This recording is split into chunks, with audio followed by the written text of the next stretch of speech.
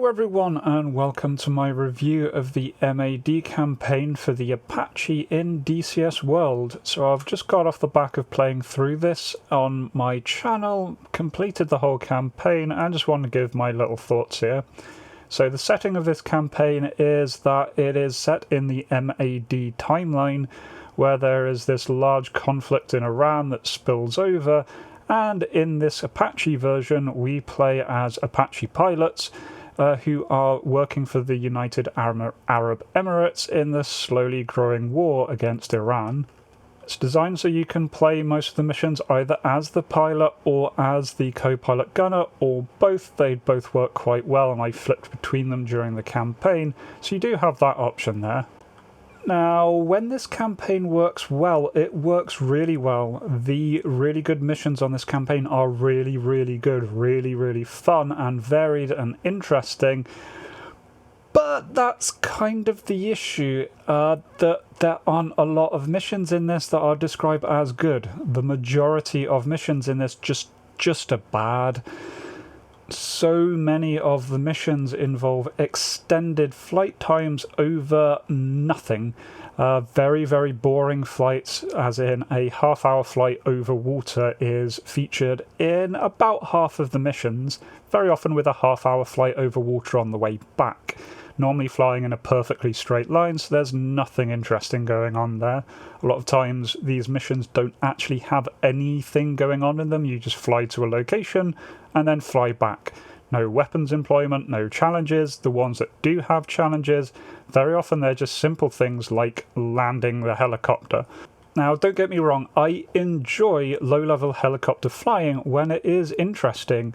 There are various campaigns that have done that really well. I know I really enjoyed a Huey campaign that was pretty much all non-combat, and really had fun because the helicopter flying involved low-level train following, doing challenging landings, different things each time. That's not the case here. As I said, mostly it's over water, and when it's not over water, very often you're flying at about 5,000 feet, so for all intents and purposes it may as well be over water. It's a case of trimming it out, pointing it in the direction, and then sitting back and waiting. And this really isn't helped by the pacing of the missions, which are all over the place. The first mission involves a lot of combat, really good start to the campaign, but then for some reason the next several missions are all training missions, all learning how to fly, learning how to do things like do vertical landings, or employ weapon systems, or put in waypoints into the TSD. The problem is you had to do all of that in the very first mission. So you've demonstrated your ability to do all of this, and then you spend half of the campaign demonstrating your ability to do what you did in the very first mission. At several moments mid-campaign it then does seem to be getting a little bit better, but then it shifts to carrier training operations, and again this is just flying over open water and then practicing landing on a carrier, which you absolutely could have done in the first mission. It's optional in the first mission whether you land on the carrier or not, but it's there and available, and I certainly did it in the first one just because, again, I'd just been flying for half an hour over water. I wanted to do something. And so it's really weird that after all of that it then throws in more training on you at the end. The storyline is also a real mess in the campaign. Largely, I think, because it fully assumes that you have played through all of the other MAD campaigns before this. This isn't like First in Weasels over Syria, which that campaign did take place in an extended timeline and did reference back previous campaigns. You could absolutely follow on what was going on if you hadn't played the previous ones. I hadn't played any of the other campaigns by that dev when I did First in Weasels over Syria, and I followed along everything that's happening, really enjoyed it, made me want to go back and play the previous ones. In the MAD campaigns, though, it very much expects you, to the point that the briefings, when they're referencing things that are happening in the world, will just say, see mission so-and-so in the MAD UH-1H campaign. And that's when the briefing makes any attempt whatsoever to explain what's going on. The briefings in the documentation very often just feature several paragraphs describing random systems such as random sonar, helicopter dropped sonar systems that don't really have anything to do with anything. You don't need to know that for the mission. They don't explain what's going on as a whole, what the storyline is. There's definitely a storyline going on, but it's really, really unclear. This is also made very, very difficult to follow because the timeline jumps all over the place. The very first mission that you play is actually the third last mission chronologically. You then play most of the campaign trying to lead up to that first mission, but between missions there are sometimes 6-month jumps. Other times you play 2 missions over the course of 2 days. I am pretty sure that the first mission was put in there because initial testing said that the campaign started really slow and dull, but unfortunately what they've done is not take out the slow and dull missions, but just put a good mission in the front, get your expectations up, and then go through the same slog as everyone else had to anyway. And then not helping the storyline is the voice recordings. The voice acting itself seems absolutely fine, seems well done. I can't speak to the accents, but they seem believable. The emotions are all there. Third lead character is a little bit very goody-goody, but that's pretty much par for the course in this kind of campaign. But most of the time you can't hear the voice lines. They are massively out of check with volume of each other. Some voice lines are delivered very, very loudly, some are incredibly quiet, and to make matters worse, a lot of the voice lines have a huge amount of distortion played over them on top of DCS's normal radio distortion, to the point that some of them, even if there's nothing else going on and you've got the sound cranked right up, you cannot make out what they're saying, so you're just relying on reading the subtitles off the top of the screen. And if that wasn't bad enough, the default AI is tuned into the same frequency as is used for all the in-game comms, such as the various fuel tanker flights. I don't even know why there are fuel tankers modelled in this, let alone why they are tied into your comms frequency, considering it's a helicopter campaign. You can't do air-to-air refueling.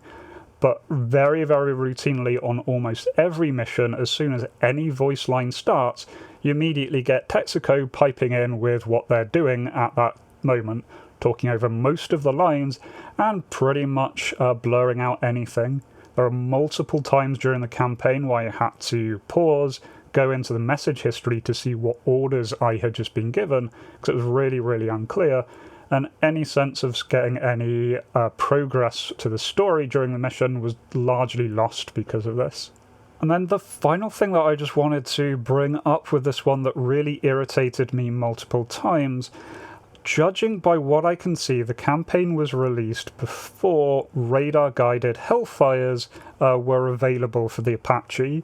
That's fine. All of the documentation makes note of only using the laser Hellfires. Both the in-game briefing and the out-of-game extra documentation only refers to laser Hellfires throughout it. As I said, that's okay, that's fine. But they seem to have put back in the radar Hellfires, I'm guessing, after they were released, which again, that makes sense as a quality of life thing. New features added, include it in the campaign. But I'm pretty sure they didn't test it at all after adding them in. About half of the Hellfires you use will be radar Hellfires. But on those missions where you need them, most of them are completely unsuitable for radar Hellfires, especially midway through the campaign where you don't have the fire control radar enabled, in which case radar Hellfires are really, really not very good. A lot of the time you're trying to target a specific unit in a very clustered area, very often a urban area, and radar Hellfires have a habit of targeting the wrong thing. They'll try and target the correct thing, that's their realistic behaviour, but sometimes they will just lock on to the wrong thing. They basically get ranging and direction information before they fire. That's all fine, but when it's a mission-critical objective that you need to use only a few Hellfires to take down a very specific target, and that target is surrounded by other vehicles and surrounded by other buildings, so 90% of the time your missile goes off, that really should have been caught, and that could have been caught just by doing a testing playthrough and seeing what's happening here. several times during the campaign I had to go in and change my helicopter's loadout to put it back to the original all-laser Hellfire to make a mission actually completable. I don't like going in and changing the loadouts. Very often that messes up with the campaign. I like trying to do things the way the mission creator intended, with their intended loadout, but a lot of these missions you just couldn't do that. So yeah, in summary, I did not enjoy this campaign. There are a few missions that I did enjoy. The first mission and the very last mission, strangely, those were the best. Those were hands down the best missions in the entire campaign. And there's a few sprinkled throughout it which were pretty fun. Things like chasing vehicles low level around on the ground, following them along roads. That was pretty fun. There's also a really cool airbase assault mission, which is a lot of fun. But there are so many missions that were just a huge slog, so many of them that are just an hour and a half of your time spent staring, watching a trimmed out helicopter flying in a straight line. Just is not fun. And that really did disappoint me. I thought the MAD campaigns would be a good story-based thing, but as I said, you don't get any sense of story from these ones. You have to have done the other ones. I am hoping that the story is better presented over in the other MAD campaigns, but after this one, I'm really not wanting to actually try any of those. And the real shame is there aren't a lot of Apache campaigns. There's certainly Apache campaigns on the user files. I was hoping for better with this being the one and only Apache campaign for sale on the website, but unfortunately it's not up to scratch. There's plenty more that you can do with the Apache without wasting so much of your time. So if you're really wanting an Apache campaign, I've got to say probably look on the user files for what is the most upvoted user campaign is probably going to be your best bet. If you want to just have a good time in the Apache, there are now lots of multiplayer servers which are really good for that, both PvE and PvP.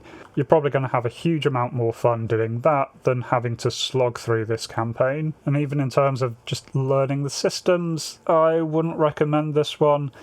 Because it is so repetitive going over every little thing, you're probably better off just using the regular in-game tutorials to learn how to use the Apache and then try something a little more interesting afterwards.